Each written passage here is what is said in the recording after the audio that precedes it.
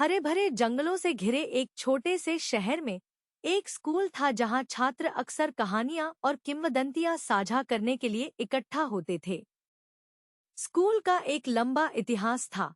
छात्रों की कई पीढ़ियां इसके द्वार से होकर गुजरती थी।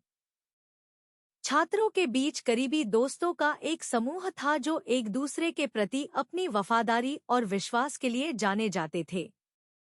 वे अक्सर आंगन में एक साथ बैठते थे और अपने गहरे रहस्य और सपने साझा करते थे।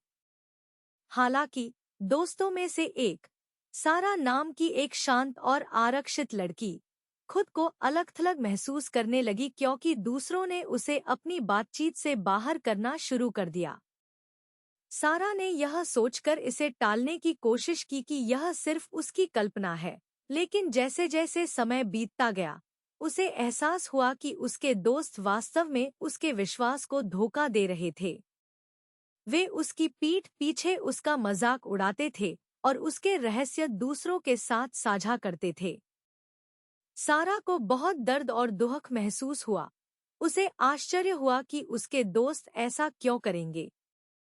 वह अपनी योग्यता पर सवाल उठाने लगी और खुद पर संदेह करने लगी। दर्द के बावजूद सारा ने फैसला किया कि वह विश्वासघात को खुद पर हावी नहीं होने देगी। इसके बजाय उसने अपनी पढ़ाई और अपने व्यक्तिगत विकास पर ध्यान केंद्रित करना चुना।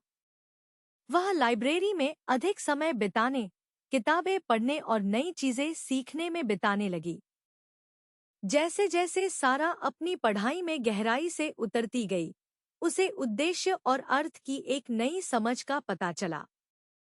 उसे एहसास हुआ कि खुश और पूर्ण होने के लिए उसे अपने दोस्तों की मान्यता की आवश्यकता नहीं है।